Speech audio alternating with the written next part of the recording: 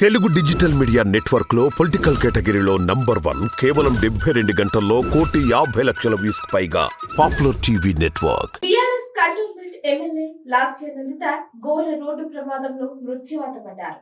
దీంతో ఆ పార్టీ ఎన్నో ఆశలు పెట్టుకున్న యువ ఎమ్మెల్యే లాస్య నందిత ప్రాణాలు కోల్పోయారు. అయితే ఈ ప్రమాద ఘటన వెనుక ప్రధానంగా 3 తప్పులు ఉన్నాయని పోలీసులు గుర్తించారు.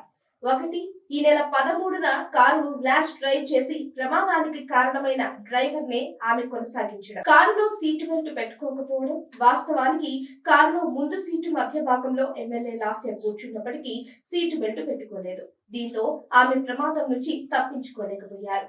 సీట్ బెల్ట్ పెట్టుకుని ఉంటే గాయాలతో బయటపడి ప్రాణాలు దక్కించుకునేవారని అంటున్నారు.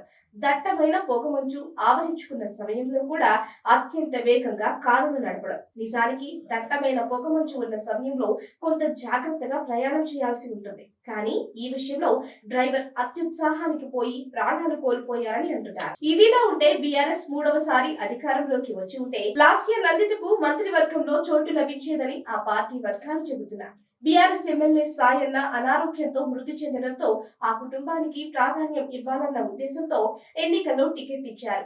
ఆమె గెలిచారు కూడా. అయితే పార్టీ అధికారంలోకి రాలేకపోయింది. వచ్చి ఉంటే ఆమెకు ఖచ్చితంగా మంత్రి పదవి దక్కి ఉండేదని అంటున్నారు. కంటోన్మెంట్ మాజీ ఎమ్మెల్యే బీసీ నాయకుడు సాయన్న ఇంట్లో వరుస విషాదాలు కూడా రాజకీయంగా చర్చనీయాంశమయ్యాయి. గత ఏడాది ఫిబ్రవరి 19వ తేదీన సాయన్న అనారోగ్యం కారణంగా మృతి చెందారు.